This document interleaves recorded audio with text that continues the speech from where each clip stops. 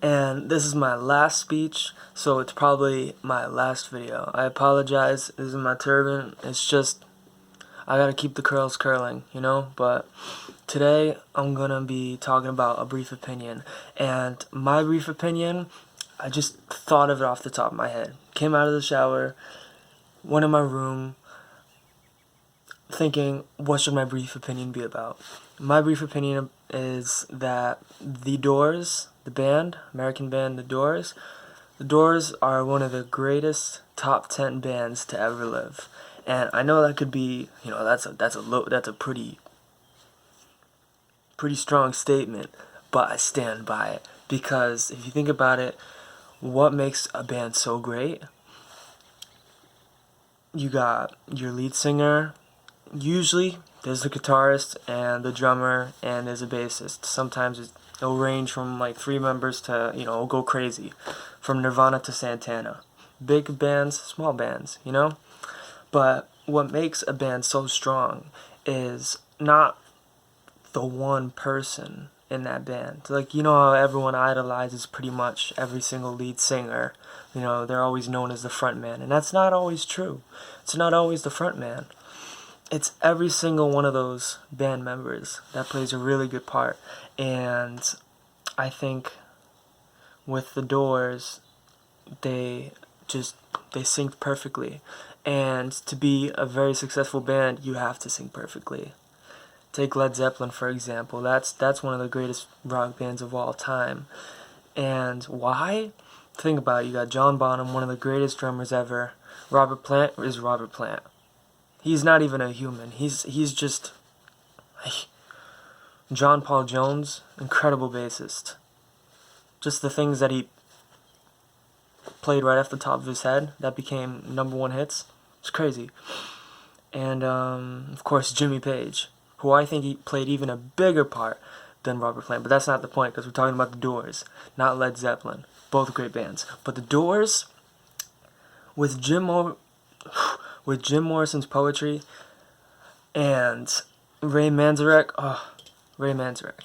absolute freaking genius. Which also, today's the day he died, 2013, May 20. But honestly, like I said, it's not always the front man that deserves all the credit. And with The Doors, it was always Jim Morrison. They always put Jim Morrison, his face. They shrunk up his face. They usually always made him the bigger part of the album cover.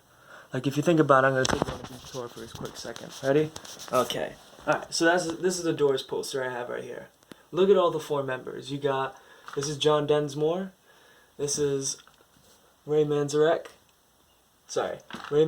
And that's Robbie Krieger. Now look at all of them, and now look at Jim Morrison. Can't you see how big Jim Morrison is in the picture?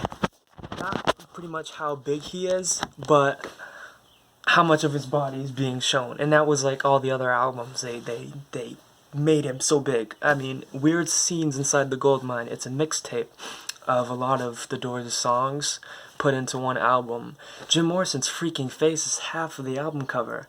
And Manzarek, Krieger, and Densmore are just little faces. But The Doors themselves, absolutely amazing. With Jim Morrison's poetry, just the lyrics. If you think about it, you gotta really listen to it. With a lot of rock songs, it's clear, concise, simple. Those are the hits, right? It's got that good melody. Jim Morrison, with his lyrics, it was just, you print it out on a paper, just any lyrics of any one of those songs, and you could just read it off like a pure poem. And music is modern poetry. Old music was poetry, new music's poetry, music is poetry. Music is poetry in melody form. And not every rock song, I think you can print the label and read it like a poem. Technically you can read it like a poem with any song, but every Doors song was pure poetry.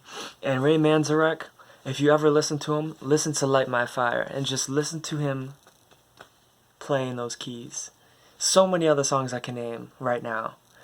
Light My Fire is one of their most famous songs though, so I'm just using that as an example, and it's one of the only songs where they broke off and just played their instruments for a while without Morrison singing. And honestly, I really like that. And if you're not a really big Doors fan, or just, you know, you like music, like regular music with the lyrics and stuff like that, you might not like it. You might not like Santana and how they, a lot of their songs were just instruments, no lyrics. I really like that, to be honest. Music is music, and instrument's an instrument. An instrument is what makes the music. But with the Doors, just, I could go on and on. It's a lot of vivid imagery that Morrison displayed, and honestly, Manzarek and Morrison, I love them both equally. I don't love one more than the other, but Jim Morrison is what got me back into He's what got me back into writing again. I've been writing poems for months now, and he got me back into that. He inspired me. And Manzarek has inspired me to buy a keyboard. That's how good they are. I loved the Beatles. I loved the Beatles when I was younger, but I never did anything like that. I never was inspired so greatly to do something by a band like The Doors. And that's just one reason on why I think they're so great. And just how much of an influence they carried. Absolutely crazy, the influence for bands to come.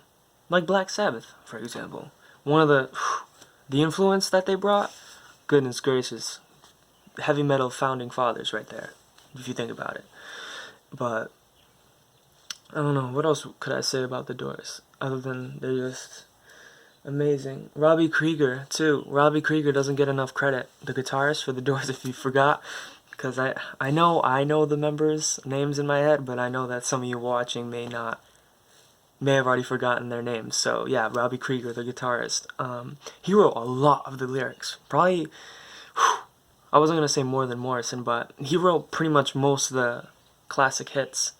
So it wasn't just Morrison. Robbie Krieger was pulling in great guitar solos, and honestly, another thing about the Doors that I really like was they are so simple but so complex in the same form.